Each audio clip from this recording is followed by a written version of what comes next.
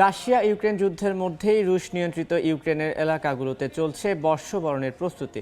বাসিন্দারা নতুন বছরে যুদ্ধের অবসান হয়ে শান্তি প্রতিষ্ঠার আশা প্রকাশ করেন। মার্কিন প্রেসিডেন্ট ডোনাল্ড ট্রাম্পের রাশিয়ার সঙ্গে সমঝোতা হলে যুদ্ধ বন্ধ হতে পারে বলে ধারণা অনেক ইউক্রেনীয়র।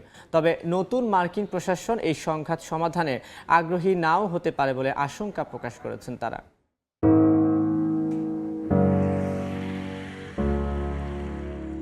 2 বছর ধরে রাশিয়ার সঙ্গে চলমান যুদ্ধে ইউক্রেনের শান্তি স্থিতিশীলতার কোনো ছোঁয়া নেই।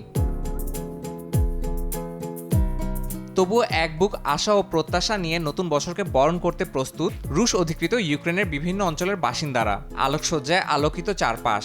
রাশিয়া ইউক্রেনের যুদ্ধের মধ্যেই সেভাস্তোপোল এবং মারিউপোল সহ রুশ নিয়ন্ত্রিত এলাকায় চলছে নতুন বছরের দিন গণনা।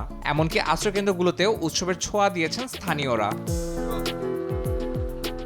নতুন বছরের উৎসবের আবহে সেভাস্তোপোল এবং মারিউপোলের বাসিন্দাদের মধ্যে মিশ্র প্রতিক্রিয়া দেখা গেছে। যুক্তরাষ্ট্রের রাজনৈতিক পরিবর্তনের প্রেক্ষাপটে এই দীর্ঘমেয়াদী সংঘাত অবসানের সম্ভাবনা বাড়তে পারে বলে আশা করছেন তারা।